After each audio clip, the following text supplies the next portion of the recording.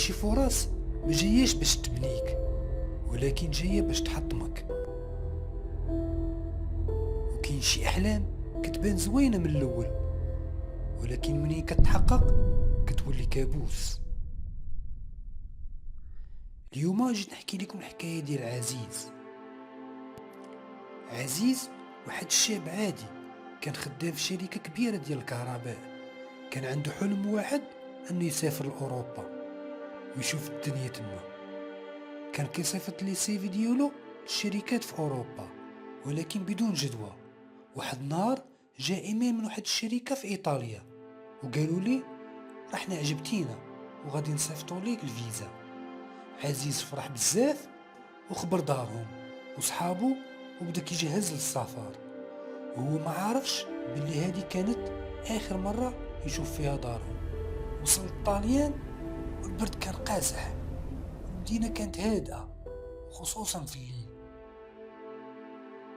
كيتلقى ليه موظف الشركة وكيقول ليه مرحبا بك في ايطاليا، راه الفندق ديالك واجد وغادي يشاركك في الغرفة واحد الدري سميتو سي محمد من شركة اخرى. طلع عزيز الغرفة، لقى سي محمد جالس كيتفرج، سلم عليه وجلس معاه باش يتعرف عليه. سي محمد كان واحد الشخصية هادئة كيهضر قليل ولكن فيه واحد الراحة ما كتفهمش. من بعد ما هضروا شوية وارتاحوا، سي محمد قال لعزيز بصوت متردد بغيت نقول لك واحد الحاجة ولكن وعدني ما تضحكش عليا. عزيز جاوبه هضر براحتك انا معاك. هنا سي محمد قال لي انا كنخاف من الظلمة وما كنقدرش نعس الا ما كانش الضو شاعل. عزيز ابتسم وقال لي هذه ماشي حاجة غريبة، بزاف الناس كيخافوا من الظلمة، انا هنا ما تقلقش. سي محمد تنفس براحة وقال لي شكرا انت بحال خويا. نزلوا تعشاو وضحكوا شوية وارتاحوا بزاف لبعضياتهم. من بعد غادي يرجعوا للغرفة بالليل، ولكن اول ما حلوا الباب الضوء كان طافي. سي محمد وقف في بلاصتو وقال بصوت مهزوز شكون طفى الضوء؟ عزيز قال ليه يمكن شي واحد من الفندق. عزيز دخل الحمام وسي محمد مشى باش يشعل الضوء، وهو غادي كيحس بالبرودة في ظهره. هو يوقف ما كملش، سمع واحد النفس قريب وهذاك النفس غادي وكيقرب. كيتلفت ما كيشوف حتى واحد، ولكن الصوت كان واضح بحال شي واحد واقف وراه. وبدا قلبه كيضرب والخلعة شداتو، وفي ديك اللحظة الستارة كتحرك، خرج منها واحد الظل حس بيه سي محمد. في هذيك اللحظة عزيز كيخرج من الحمام وشاف سي محمد واقف في بلاصتو وما كيتحركش. قال ليه واش انت مزيان؟ ولكن سي محمد ما جاوبش. وهذيك الغرفة ولات ثقيلة بحال الا الهواء نقص فيها، والغرفة بقات مظلمة بزاف وما كيبان حتى شي حاجة. عزيز حس بشي حاجة غريبة، ما كانش الخوف، كان احساس بالفراغ. هنا كيسمع صوت سي محمد ولكن ما كانش جاي من قدامه، كان جاي من داخل راسو، بحال شي واحد كيهضر ليه في راسو لداخل. الصوت كيقول ليه واش متذكر شنو قلت ليك؟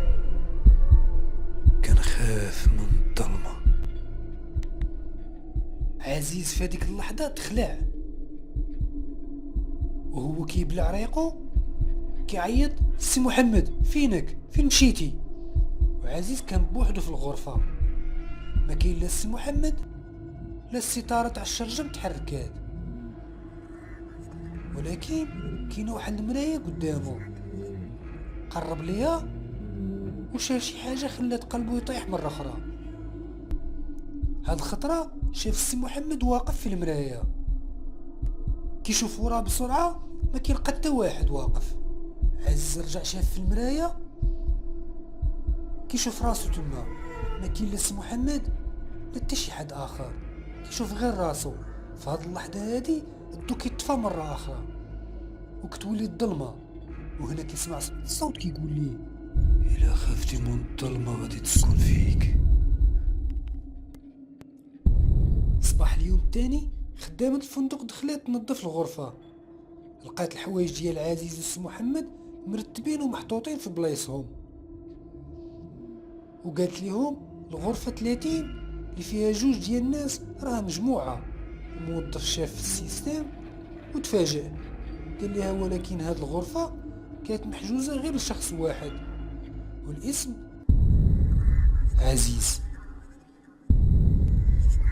السؤال مطروح دابا، واش انت تقدر تبقى بوحدك في الظلام؟ لك تنتهي القصة ديالنا. الا كان كيعجبكم هاد النوع ديال القصص متنساوش ديروا لايك وكومنتير واشتراك باش يوصلكم ديما الجديد.